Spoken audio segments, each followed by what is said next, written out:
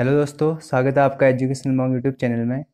आज हम पढ़ने वाले हैं electric field strength at a general point due to an electric dipole. Electric dipole में हमने जैसा कि लास्ट लेक्चर में दो केसेस देखे थे, कौन कौन से, एक्सेल और नॉन एक्सेल कंडीशन पे। अब उसी में एक केस है जो हमारा नेक्स्ट कौन से है, जनरल पॉइंट वाला। जनरल पॉइंट मतलब एक कहीं भी किसी सर्टेन डायरेक्शन पे कोई है, कोई पॉइंट प्रेजेंट है, जैसे पी पॉइंट मैंने यहाँ पे ले रखा है।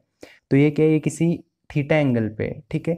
ना तो ये एक्सेल कंडीशन पे है, ना इक्वेटोरियल कंडीशन पे है। दो हम इक्वेटोरियल लेते थे ना, एक इक्वेटोरियल और एक एक्सेल लेते थे, ठीक है। जैसे ए और बी मैंने यहाँ पे क्या कर रखे हैं, दो डाइपोल ए और बी के रिस्पेक्ट में मैंने माइनस क्यू और प्लस क्यू चार्ज रिप्रेजेंट कर रखे हैं। और इससे आर डिस्टेंस पे कोई पॉइंट पी है जो ना तो इसके एक्सेल कंडीशन पे है और ना ही इसके इक्वेटोरियल कंडीशन पे है। तो ये कोई जनरल केस ले रही है। जनरल केस मतलब ये किसी के लिए भी वैलिड होगा। या इसी को हिंदी में बोल सकते हैं विद्युत द्विध्रुव के कारण व्यापक बिंदु पर विद्युत क्षेत्र, ठीक है। तो इसमें सबसे पहले मैंने क्या कर रहा है, डायग्राम को मेंशन कर लिया है और उसी के बारे में थोड़ा सा मैंने यहाँ पे लिख दिया है, ठीक है। तो किस तरीके से है, तो यहाँ पे क्या करा मैंने, ए बी एक डाइपोल ले लिया जिसका मिड पॉइंट क्या है ओ, और इससे आर डिस्टेंस पे क्या है, एक पी पॉइंट है जो क्या है, एक जनरल पॉइंट है, ठीक है। तो इस जनरल पॉइंट की डिस्टेंस कितनी है, R distance from the mid point O. अब क्या कर रहे हैं, अब इसमें जो इलेक्ट्रिक डाइपोल मोमेंट है स्मॉल पी, उसकी डायरेक्शन कहाँ से कहाँ है, ठीक है। हमेशा क्या होती है, निगेटिव टू पॉजिटिव के रिस्पेक्ट में, ठीक है। तो इस डायरेक्शन में क्या होगा, इलेक्ट्रिक डाइपोल मोमेंट मूव कर रहे हैं। तो अब इससे क्या करना है हमें, ये जो पी पॉइंट है इसके लिए क्या करना है, हमें इसको रिजॉल्व करना है, ठीक है। जो हमारे जो डाइपोल मोमेंट है इसको क्या करना है, रिजॉल्व करना है। तो रिजॉल्व करेंगे तो क्या आएगा, एक हॉरिजॉन्टल कंपोनेंट, और इसी के रिस्पेक्ट में क्या आएगा, एक वर्टिकल कंपोनेंट। तो हॉरिजॉन्टल कंपोनेंट क्या आता है आपका, पी कॉस थीटा, और वर्टिकल कंपोनेंट क्या आता है, पी साइन थीटा। इसी के रिस्पेक्ट में हम क्या करेंगे, यहाँ रिजल्टेंट निकालेंगे। जैसे ई वन ई टू जो है हमारे क्या है, इलेक्ट्रिक फील्ड है ड्यू टू ए के थ्रू, अभी हम आगे देखेंगे। और ऐसे ही ई क्या हो गया, यहाँ रिजल्टेंट हो जाएगा। तो सबसे पहले तो क्या क्या चीज़ें मेंशन करनी है, तो क्या क्या लिखना है, सबसे पहले let us consider N electric dipole A be having length 12, मतलब इसके बीच की डिस्टेंस क्या हो जाएगी, 12 हो जाएगी। प्लस क्यू और माइनस क्यू चार्ज इस पे प्रेजेंट है, plus Q and minus Q charge present on it, और इसका डाइपोल मोमेंट लिख दिया क्यू इंटू 12, जो कि हमें पता है। फिर क्या लिखा मैंने, P is the general point at R distance from mid point O, ठीक है। मिड पॉइंट ओ से क्या है, आर डिस्टेंस पे पी पॉइंट प्रेजेंट है जहाँ पे हमें क्या निकालना है, इलेक्ट्रिक फील्ड स्ट्रेंथ निकालनी है, ठीक है। तो अब क्या देखते हैं, अब इसको पोलर कोऑर्डिनेट्स में क्या करते हैं, रिजॉल्व करते हैं, ठीक है। तो देखते हैं, on resolving into polar coordinates, on resolving into polar coordinates. Polar coordinates क्या होंगे यहाँ, पोलर कोऑर्डिनेट्स क्या हो जाएंगे, आर कॉमा थीटा, ठीक है। जैसा कि पोलर कोऑर्डिनेट्स जैसे हम नॉर्मल कोऑर्डिनेट सिस्टम देखते हैं तो उसमें एक्स वाई एक्सिस होते हैं, तो यहाँ क्या होता है, आर डिस्टेंस और थीटा के रिस्पेक्ट में हो जाएगा, ठीक है। तो अब इसमें हम देखते हैं, जो ये पोलर कोऑर्डिनेट्स आगे रखे हैं इनके रिस्पेक्ट में हम इलेक्ट्रिक फील्ड स्ट्रेंथ किस तरीके से निकालेंगे। तो सबसे पहले मैं बोल देता हूँ, अगर मैं देखूँ इसका क्या होगा, ये क्या है, हॉरिजॉन्टल कंपोनेंट क्या आ रहा है, पी कॉस थीटा के रिस्पेक्ट में, ठीक है। अगर मैं इस पी को रिजॉल्व करूँ तो क्या आएगा, इससे क्या है, पी की जो डिस्टेंस है ये क्या होगी, ये हॉरिजॉन्टली जा रही है ना, ठीक है। अगर मैं इस डायरेक्शन में ले तो क्या लें, ये हॉरिजॉन्टल है, और ये क्या है, इसका एक वर्टिकल कंपोनेंट आएगा, ठीक है। इस तरीके से नीचे को ये पी साइन थीटा हो गया, और ये पी कॉस थीटा क्या हो गया, इसका हॉरिजॉन्टल कंपोनेंट, और पी साइन थीटा क्या हो गया, वर्टिकल कंपोनेंट। तो अब देखेंगे कि हमें पी पे जो इलेक्ट्रिक फील्ड स्ट्रेंथ है वो किस तरीके से आती है, ठीक है। तो ई वन और ई टू में लेटर सपोज मैं ले लेता हूँ, ए से जो इलेक्ट्रिक फील्ड स्ट्रेंथ आ रही है ई वन और ई टू आ रही है, उसी के रिस्पेक्ट में फिर रिजल्टेंट हम ई निकालेंगे, ठीक है। तो इसमें क्या देखेंगे, अगर पी साइन थीटा के रिस्पेक्ट में देखें, पी साइन थीटा के रिस्पेक्ट में ये क्या आ रही है, इक्वेटोरियल जैसी कुछ कंडीशन आ रही है ना, ठीक है। अगर मैं इसको आगे ऐसे प्रोड्यूस कर दूँ ऊपर को, तो क्या बनेगा ये, ऐसी कुछ इक्वेटोरियल वाली कंडीशन के रिस्पेक्ट में आ जाएगा। और अगर सीधे इस डायरेक्शन में देखो पी कॉस थीटा के रिस्पेक्ट में, तो क्या मिलेगा ये एक्सेल कंडीशन वाली, एक्सेल कंडीशन के रिस्पेक्ट में आ जाएगा। तो अब देखते हैं ई वन और ई टू की वैल्यू निकालते हैं। तो बेसिकली पी पे जो एक्सेल और नॉन एक्सेल वाली कंडीशन है उसके रिस्पेक्ट में निकालते हैं। तो देखते हैं, electric field at P due to horizontal and vertical components. ठीक है, तो हॉरिजॉन्टल और वर्टिकल कंपोनेंट्स के रिस्पेक्ट में इलेक्ट्रिक फील्ड पी पे देखते हैं। ठीक है, तो हॉरिजॉन्टल कंपोनेंट के रिस्पेक्ट में जो हमारा इलेक्ट्रिक फील्ड आ रहा है वो क्या आ रहा है, हॉरिजॉन्टल के लिए क्या आ रहा है E1, और वर्टिकल के लिए क्या आ रहा है E2। ये क्या आ रहा है, वर्टिकल डायरेक्शन में जा रहा है ना, और हॉरिजॉन्टल में क्या आ रहा है E1। तो E1 और E2 की वैल्यू क्या होगी, जैसा कि हमने एक्सेल और नॉन एक्सेल की कंडीशन में आते हैं। ठीक है, E1 क्या है, एक्सेल कंडीशन में जा रहा है ना। ठीक है, अगर ये क्या है, अगर इसमें हम क्या करें, ये R डिस्टेंस एज्यूम करें तो ये क्या है, अगर पी कॉस थीटा के रिस्पेक्ट में देखें तो ये कहाँ जा रही है, इसकी एक्सिस में ही तो जा रहा है। ठीक है, तो इसकी एक्सिस में जा रहा है तो E1 की वैल्यू क्या हो जाएगी, E1 की वैल्यू हो जाएगी 1/4πε0। एक्सेल कंडीशन में क्या होता है 2p। ठीक है, अब p की जगह यहाँ क्या है कॉस थीटा, तो क्या मिल जाएगा 2p cos theta upon distance कितनी है r। ठीक है, तो क्या हो जाएगा r3, और इसकी डायरेक्शन क्या हो जाएगी p2q। ठीक है, और डायरेक्शन क्या हो जाएगी इसकी p2q।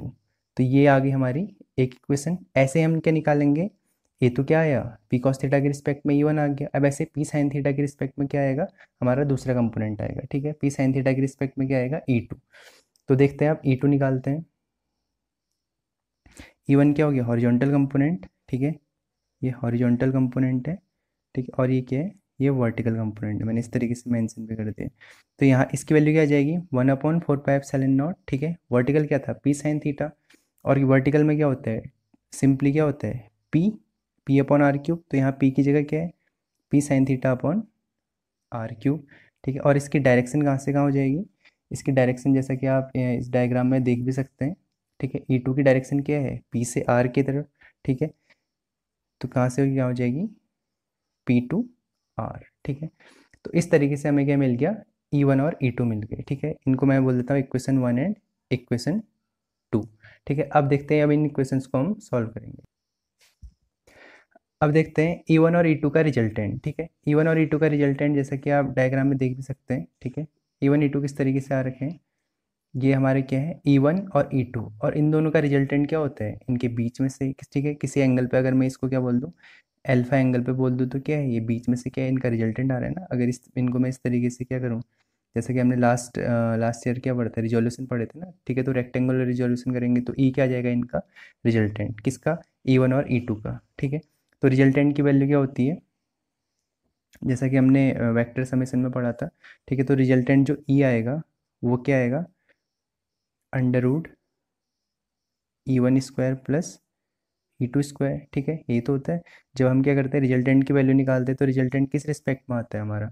ठीक है, उसका क्या कर देते हैं हम स्क्वायर रूट के रिस्पेक्ट में समेशन देख लेते हैं। ठीक है, तो वही क्या आ रहा है इनका रिजल्टेंट आएगा। ठीक है, अब इसकी वैल्यू उठा के पुट कर देते हैं। ठीक है, तो ई की वैल्यू क्या आ जाएगी यहाँ से E1² प्लस E2²। ठीक है, रूट के अंदर तो E1² की वैल्यू क्या है रूट में ही लिख लेते हैं 1/4πε0 2p cos theta upon R³ का whole square plus 1/4πε0 p sine theta upon R³ का होल स्क्वायर। ठीक है, तो इस तरीके से क्या आ गया इनका रिजल्टेंट आ गया। अब इस रिजल्टेंट में से क्या है 1/4πε0, और इसमें p/R³ इसको क्या ले सकते हैं कॉमन ले सकते हैं। ठीक है, तो अब इसको कॉमन लेते हैं तो किस तरीके से देखते हैं कि कॉमन लेके किस तरीके से वैल्यू जाती है। ठीक है, तो रिजल्टेंट ई की वैल्यू क्या आ गई, अगर इन दोनों में से मैं क्या ले लूँ 1/4πε0 2p सॉरी p/R³ कॉमन ले लेता हूँ। ठीक है, अंदर ही अंदर कॉमन ले लेते हैं 1/4πε0 p/R³। इसको कॉमन लेंगे तो क्या है ये अंदर तो क्या है नॉर्मल है तो स्क्वायर भी है दोनों में दोनों पार्ट में। ठीक है, तो क्या आ जाएगा स्क्वायर वाला पार्ट कॉमन आ जाएगा, और अंदर बचेगा क्या 1/4πε0 p/R³ कॉमन आ गया, तो यहाँ क्या बचा 2 cos थीटा इसका होल स्क्वायर प्लस यहाँ क्या बचा 1/4πε0 p/R³ कॉमन ले लिया, R³ का स्क्वायर बाहर आ गया। ठीक है, तो क्या बचा यहाँ साइन थीटा का स्क्वायर। ठीक है, इस तरीके से अब इसको आप फर्दर आगे सॉल्व करते जाना है। तो इसको आगे सॉल्व करते हैं तो किस तरीके से वैल्यू जाती है, तो देखते हैं ई इक्वस टू क्या आ गया, अगर इसको मैं ये क्या स्क्वायर में है अगर इसको मैं बाहर ले लूँ तो क्या मिल जाएगा 1/4πε0 p/R³। ठीक है, और अंदर कितना बच जाएगा रूट के अंदर टू कॉस स्क्वायर थीटा को क्या बोल सकते हैं, 4 कॉस स्क्वायर थीटा, 2 का स्क्वायर 4, कॉस थीटा का स्क्वायर कॉस स्क्वायर थीटा, और यहाँ क्या बच गया, साइन स्क्वायर थीटा। ठीक है, तो ये आ गया हमारा रिजल्टेंट। या तो आप इसको इसी फॉर्मेट में भी छोड़ सकते हैं, या एक स्टेप और आगे एक्स्ट्रा बढ़ के क्या कर सकते हैं, कॉस या साइन की फॉर्म में हम कन्वर्ट कर सकते हैं। ठीक है, कॉस या साइन की फॉर्म में किस तरीके से कन्वर्ट कर सकते हैं वो भी देख लेते हैं। ठीक है, तो ये तो हमारा एक रिजल्टेंट आ गया। ठीक है, तो अब इसी को कॉस या साइन की फॉर्म में कन्वर्ट करके भी लिख लेते हैं। तो क्या आ जाएगा, 1/4πε0 P/r³ और यहाँ क्या बच गया, 4 कॉस स्क्वायर थीटा, और साइन स्क्वायर थीटा की जगह क्या रख सकते हैं, 1 माइनस कॉस स्क्वायर थीटा। ठीक है, साइन स्क्वायर थीटा की जगह क्या रख सकते हैं, 1 माइनस कॉस स्क्वायर थीटा। तो यहाँ से ई की वैल्यू क्या मिल जाएगी, ई इक्वस टू मिल जाएगा आपका 1/4πε0 P/r³, और यहाँ क्या मिल जाएगा, 4 cos square theta minus cos square theta यानी कि 3 कॉस स्क्वायर थीटा प्लस 1। ठीक है, इसी तरीके से क्या कर सकते हैं, इसको साइन की फॉर्म में भी कन्वर्ट कर सकते हैं। तो ये क्या आ गया, ये रिजल्टेंट आ गया जब क्या होता है हमारा कोई जब हमारा जो पी पॉइंट है वो क्या है, किसी थीटा एंगल पे कहीं आउटर पॉइंट पे। ठीक है, तो इस तरीके से यह क्या आ गई, ई यानी कि रिजल्टेंट ई की वैल्यू। अब इसी तरीके से इसकी हम क्या देख लेते हैं, डायरेक्शन भी देख लेते हैं। तो डायरेक्शन देखते हैं, अब देखते हैं इसके रिजल्टेंट की डायरेक्शन किस तरीके से। ये आपको क्या दिख रहा है, अल्फा एंगल दिख रहा है, तो इसी एंगल के रिस्पेक्ट में इसके रिजल्टेंट की डायरेक्शन आएगी। रिजल्टेंट क्या है, पी एस की डायरेक्शन में। ठीक है, तो ये रिजल्टेंट है ना, ये रिजल्टेंट की डायरेक्शन है। तो इस रिजल्टेंट की डायरेक्शन को हम निकालते हैं। ठीक है, तो जो रिजल्टेंट की डायरेक्शन आती है, रिजल्टेंट ई की डायरेक्शन। ठीक है, इसकी डायरेक्शन की जब बात करेंगे तो किस तरीके से करेंगे, ये क्या है, ये अल्फा एंगल है। ठीक है, अगर मैं इसको क्या मान लूँ, 90 डिग्री एंगल के रिस्पेक्ट में जूम कर लूँ, तो यहाँ से क्या आ गई, टेन अल्फा के रिस्पेक्ट में। तो टेन अल्फा इक्वस टू आ जाता है आपका E2/E1। ठीक है, E2 की वैल्यू हमने निकाली थी और E1 की वैल्यू निकाली थी, उन्हीं वैल्यूज को हमने यहाँ पुट कर देना। E2 की वैल्यू क्या आई थी, 1/4πε0 P sine theta upon r³ और E1 की वैल्यू आई थी 1/4πε0 2P cos theta upon r³। ठीक है, अब इसमें से क्या क्या कॉमन दिख रहा है, 1/4πε0 1/4πε0 और 1/r³ 1/r³। ठीक है, तो इसको हम क्या कर सकते हैं, कैंसिल कर सकते हैं। तो 1/4πε0 1/4πε0 और r³ कैंसिल हो गया, और साथ ही में हम क्या कर सकते हैं, p और इस p को भी कैंसिल कर सकते हैं। तो टेन अल्फा की वैल्यू क्या मिल जाएगी, sign theta upon 2 cos theta.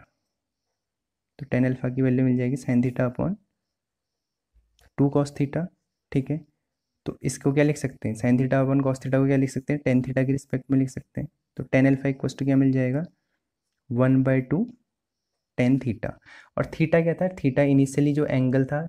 ठीक है, इनिशियल एंगल हमने लिया था ना स्टार्टिंग में, आप देख सकते हैं। ठीक है, थीटा एंगल पे क्या रखा था, जब डायपोल को हमने थीटा एंगल के रिस्पेक्ट में कहीं पी पॉइंट लिया था। ठीक है, तो उस रिस्पेक्ट में क्या है, जो थीटा एंगल हमने लिया था। तो टेन अल्फा की वैल्यू क्या आ गई, हाफ टेन थीटा। तो यहाँ से अल्फा इक्वल टू क्या आ गया, tan inverse half tan theta. तो इसकी हेल्प से हम क्या कर सकते हैं, इसकी डायरेक्शन भी मेंशन कर सकते हैं। ठीक है, तो और इसकी डायरेक्शन जो इसकी डायरेक्शन हमें क्या दिख रही थी, पी एस जो आ रही थी। ठीक है, उसके रिस्पेक्ट में हम क्या कर सकते हैं, अल्फा से इसका एंगल के रिस्पेक्ट में डायरेक्शन निकाल सकते हैं। तो इस तरीके से हमने क्या देखा, ये जनरल पॉइंट का केस देख लिया। ठीक है, तो इसको आप ध्यान से देख लीजिएगा, एक बार और देख लीजिएगा, अगर अच्छे से समझ में नहीं आए तो। ये हो गया हमारा क्या, इलेक्ट्रिक फील्ड। ठीक है, किसके लिए, इलेक्ट्रिक डायपोल के लिए, कौन सी कंडीशन में, जब क्या होता है, जनरल पॉइंट वाला केस आता है। ठीक है, अब बाकी चीज़ें हम देखेंगे आगे नेक्स्ट।